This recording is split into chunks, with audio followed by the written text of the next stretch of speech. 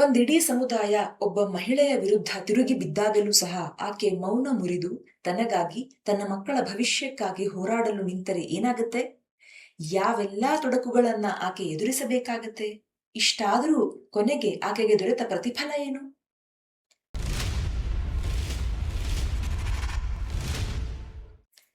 ಎಲ್ಲರಿಗೂ ನಮಸ್ಕಾರ. ಬಾಳೊಂದು ಭಾವಗೀತೆಯ ರಿವ್ಯೂ ಶೋಗೆ ನಿಮ್ಮೆಲ್ಲರಿಗೂ ಸ್ವಾಗತ. ಇಂದು ನಾವು ಮಾತನಾಡೋದು ಹಕ್ ಎನ್ನುವ ಹಿಂದಿ ಸಿನಿಮಾದ ಕುರಿತು. ನೆಟ್ಫ್ಲಿಕ್ಸ್ನಲ್ಲಿ ಲಭ್ಯವಿರುವ ಈ ಸಿನಿಮಾ ಒಂದು ನೈಜ ಘಟನೆಯನ್ನು ಆಧರಿಸಿ ಮಾಡಲಾಗಿದೆ. ಅದರ ಕುರಿತು ಮಾತನಾಡೋಣ. ಸುಪರ್ಣ ವರ್ಮಾ ನಿರ್ದೇಶಿಸಿರುವ ಈ ಸಿನಿಮಾ 2 ಗಂಟೆ 16 ನಿಮಿಷ ಇದೆ. ಯಾಮಿ ಗೌತಮ್ ಧರ್, ಇಮ್ರಾನ್ ಹಶ್ಮಿ ಮುಖ್ಯ ಭೂಮಿಕೆಯಲ್ಲಿದ್ದಾರೆ. ಶಹಬಾನೋ ಕೇಸ್ನ ಬಗ್ಗೆ ಎಲ್ಲರೂ ಕೇಳೇ ಇರ್ತೀರಾ. ಅದರ ಒಂದು ಸಂಕ್ಷಿಪ್ತ ಮಾಹಿತಿ ಕ್ವಿಕ್ ಆಗಿ ತಿಳ್ಕೊಂಡ್ಬಿಡೋಣ. ವಿಚ್ಛೇದನವಾದ ಅವಲಂಬಿತ ಮಕ್ಕಳಿರುವ ಮುಸ್ಲಿಂ ಮಹಿಳೆಗೆ ಜೀವನಾಂಶ ನೀಡಬೇಕಾ ಬೇಡವಾ ಎನ್ನುವ ಕುರಿತು ಈ ಕೇಸ್ ಇದೆ. ಇಸ್ಲಾಂನಲ್ಲಿ ಪುರುಷ ಮತ್ತು ಮಹಿಳೆಯರಿಬ್ಬರೂ ವಿಚ್ಛೇದನ ಅಥವಾ ತಲಾಕ್ ಅಂತ ಏನ್ ಕರೀತಾರೆ ಅದನ್ನ ತೆಗೆದುಕೊಳ್ಳಬಹುದು. ಇಬ್ಬರೂ ಮರುಮದುವೆಗೆ ಅರ್ಹರಾಗಿದ್ದಾರೆ. ಆದರೆ ಪುರುಷ ಯುನಿಲ್ಯಾಟ್ರಲ್ ಆಗಿ ತಲಾಖನ್ನ ಕೊಡ್ತಾನೆ. ಆದರೆ ಮಹಿಳೆ ಗಂಡನ ಪರ್ಮಿಷನ್ ತೆಗೆದುಕೊಳ್ಬೇಕು.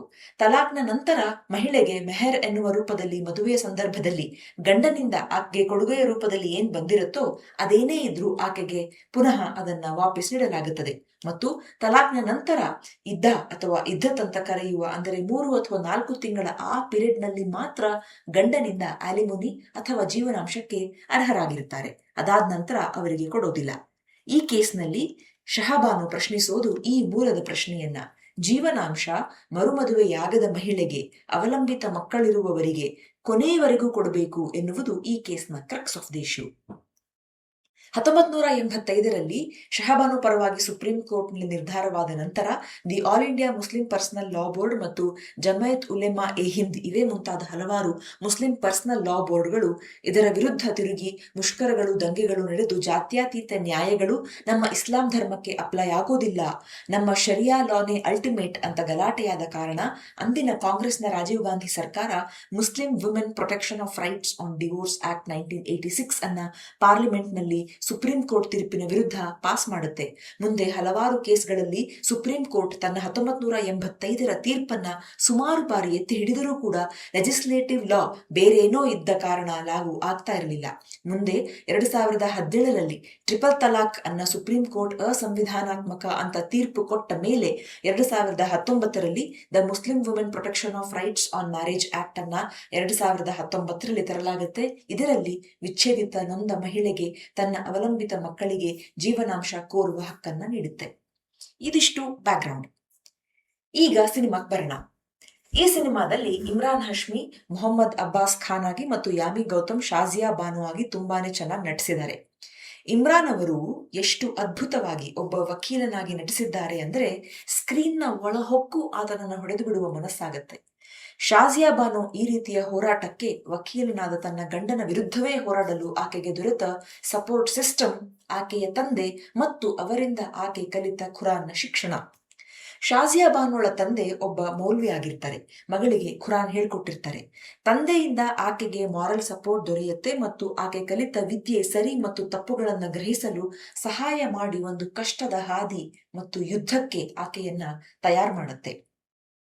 ಆಕೆ ಅನುಭವಿಸುವ ಇನ್ಸೆಕ್ಯೂರ್ ಫೀಲಿಂಗ್, ಆಕೆಯ ಇಡೀ ಸಮಾಜ ಆಕೆಯನ್ನು ದೂರವಿಡುವ, ಇದರಿಂದ ಆಕೆಯ ತಂದೆ ತಾಯಿ ಮತ್ತು ಮಕ್ಕಳು ಅನುಭವಿಸುವ ಹ್ಯುಮಿಲಿಯೇಷನ್ ಮನಮುಟ್ಟುವಂತೆ ಚಿತ್ರಿತವಾಗಿದೆ.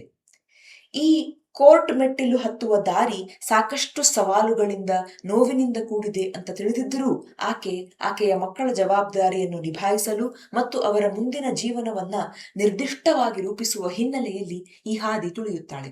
ಆಕೆ ಮಕ್ಕಳಿಲ್ಲದೆ ತಲಾಕ್ ಪಡೆದಿದ್ದರೆ ಈ ಕಠಿಣ ಹಾದಿ ತುಳಿಯುತ್ತಿದ್ದಳ? ಗೊತ್ತಿಲ್ಲ, ಹೈಪೋಥೆಟಿಕಲ್ ಕ್ವೆಶ್ಚನ್. ಆದರೆ ಜವಾಬ್ದಾರಿ ಅಂತ ಬಂದಾಗ, ಅದನ್ನು ನಿಭಾಯಿಸುವ ಸವಾಲು ಎದುರಾದಾಗ ಯಾವ ಮಟ್ಟಕ್ಕೆ ಬೇಕಾದರೂ ಒಬ್ಬ ವ್ಯಕ್ತಿ ಹೋಗ್ತಾನೆ. ಆದ್ರಿಂದ ಈ ಸಿನಿಮಾ ಹೊಣೆಗಾರಿಕೆ, ಜವಾಬ್ದಾರಿಯ ಕುರಿತು ಹೇಳುತ್ತೆ ಅಂತ ಹೇಳ್ಬಹುದು. ಇಲ್ಲಿ ನ್ಯಾಯಕ್ಕೆ 2 ಮುಖಗಳಿದ್ದು ಅವು ಒಂದಕ್ಕೊಂದು ಪೂರಕವಾಗದ ಸನ್ನಿವೇಶವನ್ನ ನಾವು ಕಾಣ್ತೇವೆ. ಸಂವಿಧಾನಾತ್ಮಕ ಕಾನೂನು ಒಂದೆಡೆ, ಶರಿಯಾ ಪರ್ಸನಲ್ ಲಾ ಒಂದೆಡೆ.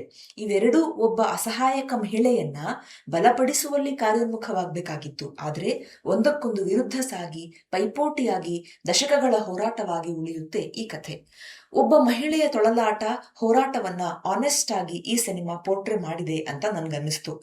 ಸಂಘರ್ಷದ ಹಾದಿಯನ್ನು ಸಹ ಆದಷ್ಟು ವಿವರವಾಗಿ ತೋರಿಸಲು ಪ್ರಯತ್ನಿಸಲಾಗಿದೆ. ಆದರೆ ಕೋರ್ಟ್ ರೂಮ್ ಡ್ರಾಮಾ ಪ್ರಿಡಿಕ್ಟಬಲ್ ದಾರಿಯಲ್ಲೇ ಸಾಗುತ್ತೆ. ಅಂದ್ರೆ ನೀವು ಮುಂದೇನಾಗತ್ತೆ ಅಂತ ಸಿನಿಮಾ ನೋಡ್ತಾ ಎಕ್ಸ್ಪೆಕ್ಟ್ ಮಾಡಬಹುದು. ಆದ್ರಿಂದ ಅಂತಹ ಆಶ್ಚರ್ಯಕರ ತಿರುವುಗಳೇನು ನಿಮ್ಗೆ ಈ ಸಿನಿಮಾದಲ್ಲಿ ಸಿಗೋದಿಲ್ಲ.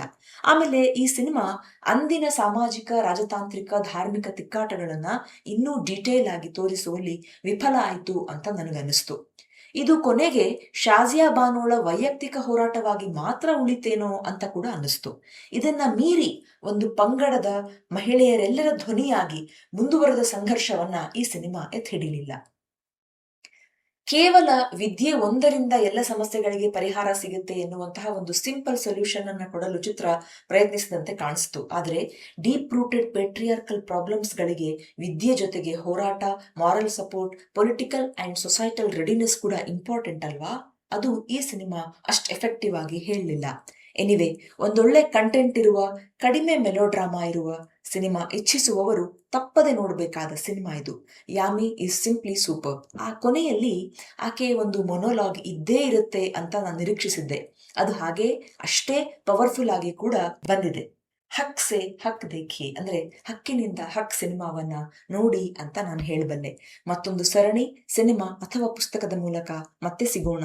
ಅಲ್ಲಿವರೆಗೆ ಯೋಚನೆ ನಿಮ್ಮದಾಗಿರಲಿ, ವಿಶ್ಲೇಷಣೆ ನಮ್ಮದಾಗಿರಲಿ, ಬಾಳು ಹಾಡಾಗಲಿ, ಭಾವ ಜೊತೆಗಿರಲಿ. ನಿಮ್ಮ ಸಮಯಕ್ಕೆ ಧನ್ಯವಾದಗಳು. ಮತ್ತೆ ಸಿಗೋಣ.